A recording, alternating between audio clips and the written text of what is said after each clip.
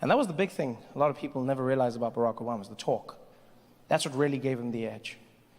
He has a certain way of speaking, a certain voice that commands your attention, makes you feel about him a certain way. It's the accent, the way he speaks. And I don't know how many people realize this, but Nelson Mandela had the same thing. Yeah. See, the thing Barack Obama has in his voice, that is the voice of a first black president. Now, a lot of people didn't notice that because he was the first and last first black president of the United States. So you wouldn't know to compare. I'm lucky in that I've gotten to be, I've gotten to live in the country of two first black presidents, namely Nelson Mandela and Barack Obama. So I know what I'm talking about. They both have that thing. It's just difficult to hear because Nelson Mandela is obviously South African and he was older, but they both had that thing in the voice. When Nelson Mandela would speak, a room would silence. You could feel the energy. I believe that every person, regardless of the color of their skin, should have equal rights, and they may never be taken again.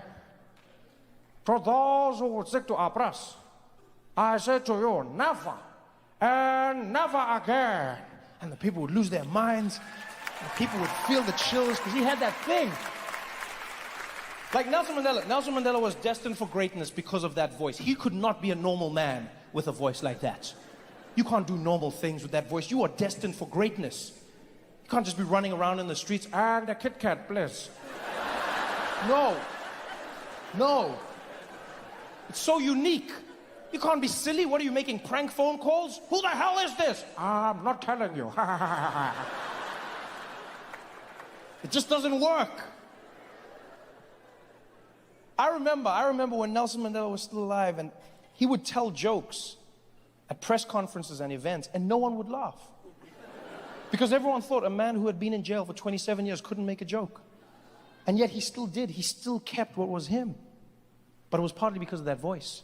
He would tell the joke and it would just sound too epic for people to laugh. Everything he did, it'd just be like, knock, knock. He'd be like, let him in, let him in. No. You must say, who's there? He is so right. We've always got to ask, who's there? Who's here? Who are we? Oh my God. It was because of that voice. The first black president voice. And I'll never forget the day I saw a picture of Barack Obama meeting Nelson Mandela for the very first time.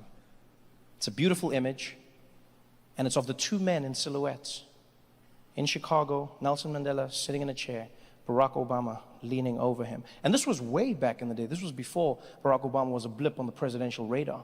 He was a junior senator. Not many people knew his name. Back then, he was driving around in his own car, no motorcade, had his aide with him. And that day, they heard Nelson Mandela was going to be in Chicago meeting people. Barack Obama wanted to meet him his whole life. And so he rushed over there. And he was the last person Nelson Mandela saw, the last person he saw that day. And I always imagine Nelson Mandela was sitting in the room, and his assistant came over. She was like, Mr. Mandela, I know we said we are done, but unfortunately there's just one person who would like to meet you, sir. I was like, Zelda, I'm so tired. Can we leave? No, I know you want to leave, Mr. Mandela, but there's a young man that you really need to meet. His name is Barack Hussein Obama. Barack Hussein Obama. He's American. Yes, that's correct. He's going to have a tough time. Where is he? He's right outside the door. Okay, show him in. Show Barack in. Okay, I'll be right back. and she went over to the door. She's like, Mr. Obama, Mr. Mandela will see you now. And Barack walked in, and he was super excited to meet his idol. Nelson Mandela was sitting on the chair. He looked over.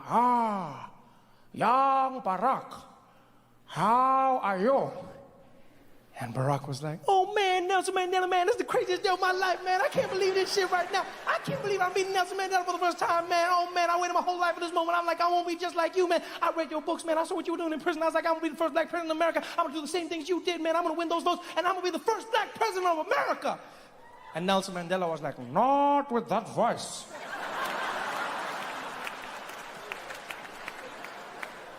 You will scare the white people. Oh man, Nelson Mandela, this is the greatest day of my life, man. Oh, I don't even understand how you know, man. I just want to know from you, how do I do it? How do I do what you did? How do I become the first black president? Well, first things first, we need to change that voice. You don't sound like you are going to lead anything. I don't know what you mean, man. I don't know what you mean. You are speaking so fast. Slow it down. You are not being chased anymore. I never thought of it like that, man. I never thought. Slow down, slow down. Okay, I guess I do speak fast sometimes. I could Slower than that. I could slow it down. I could slow it way down. Is this good? That's better. Now, you need to make sure you add some bass to your voice. I don't know why that's an issue. Imagine if I spoke like this. Do you think people would have voted for me? No, I would still be in jail. Bring some bass. Okay, I could try to I could try to bring some bass. Is that Lower than that. I could go lower than that. Is that good? Lower than that. Lower, way down. I could keep it here. I can keep it here. That's better. Now, very important. To be a first black president, your pacing must be powerful. Every word must seem like the last you will ever speak. Wow, that's powerful, Mr. Mandela. Let me try to speak like that. Does that work? That's good. Very good. I can feel it. Yes, now for the magic touch. To be first black president, you need to have the husk.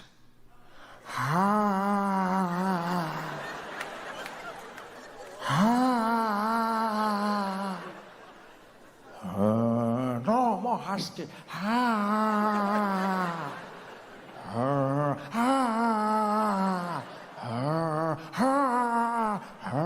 That's it, you are getting it now. That's it. I think you've got it. Now repeat after me. America. America. No, the husk. Bring the husk back. America. America. America. America. America. America. Yes, I can feel it. Say, this is my country. This is my country. Yes, this is my dream. This is my dream. Yes, I can feel it. You are going to be the first black president. I don't know. Do you think we can do it? Yes, we can. Yes, we can. Yes, we can. Yes, we can. Yes, we can. Yes, we can. You've got it right. Now go get them, my nigga.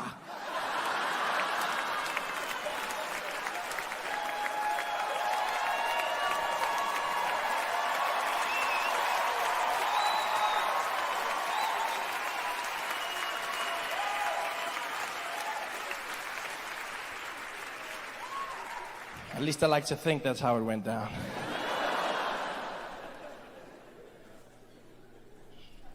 But it's crazy and frightening when you think about how just the way you speak can determine and change your path in life. We still do it today. It's the reason half half of the world has immigrant problems. It's not really immigrant problems. It's the fear of something that is different. Because when people say they don't like immigrants, most of the time they're not referring to immigrants who look and sound like them. They're talking about immigrants who speak differently, who look different. You know, because an accent comes with a connotation. You think you know if someone is smart or stupid because of their accent. And yet the truth is an accent is not a measure of intelligence. It's just someone speaking your language with the rules of theirs. Accents have connotations. We cannot deny it. Look at the French. We all believe that the French are romantic. Why? Because of their accents. They've got that thing.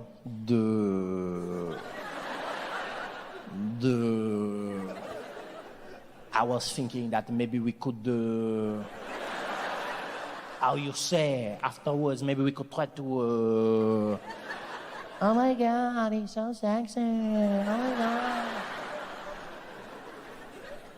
Accents determine how we see people. Same thing happens with the Russians. The Russians, the most feared people on the planet. Why? Because of how they speak. I don't care who you are, you cannot deny that when a Russian speaks, you are not comfortable.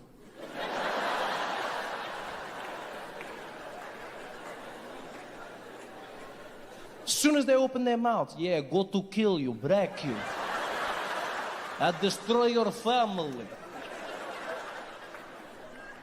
Even if they say nice things, it still sounds menacing and dangerous. Yeah, fluffy rabbits and teddy bears.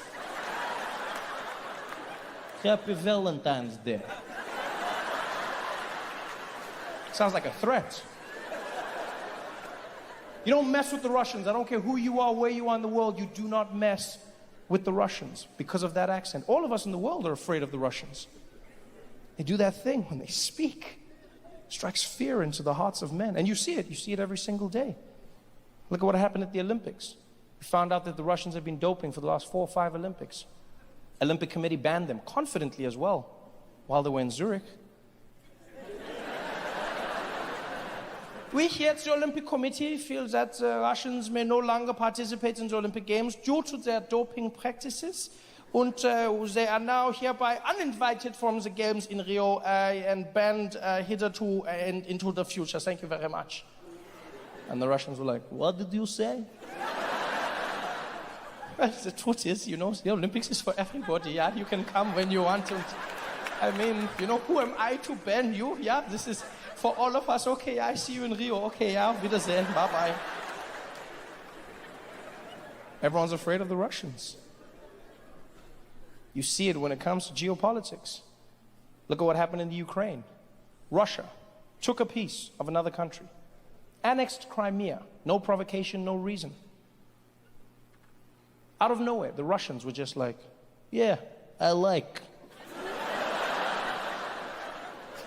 And the whole world, what did we do?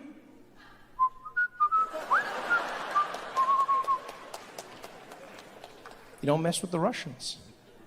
Most frightening people in the world. You know how I know this? You know how I've learned? Because I've learned how to use the Russian accent for myself. I've learned how to harness that energy and use it for good. I'll share this with you, I don't mind. I'm not particularly comfortable in the house at night by myself. What I'm trying to say is I'm afraid of the dark. And I know it's stupid to be afraid of the dark, right? Because there's nothing there, 9 times out of 10. But what happens is I'll be sleeping. And in the middle of the night, I'll be woken up by the need to pee.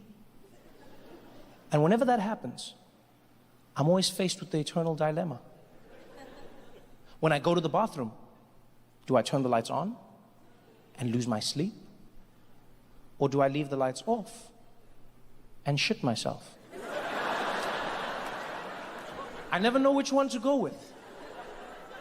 But what I started doing now is I leave the lights off.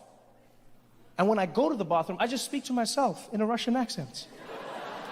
And it sounds crazy, but I feel safe. I feel like I'm the most dangerous thing in the night. You'll find me at 3 a.m. barefoot walking to the toilet like, yes, big boy, go to make a pee-pee. No trouble over here, it's potty time. I feel safe. I feel like even if there's a monster under the bed, I'll be like, is that a Russian? There's just something about that Russian accent. It made me realize, ladies, every single one of you in this audience needs to learn a Russian accent. Because you read stories all the time. I talk to my female friends all the time, my family members. And women are constantly under assault. Women are living a life of being vulnerable, walking through the streets, men catcalling, in the office place, people groping, feeling like they have ownership of the female form. And I know, ladies, we can't solve this tomorrow, but if you learn the Russian accent, half of those problems would disappear.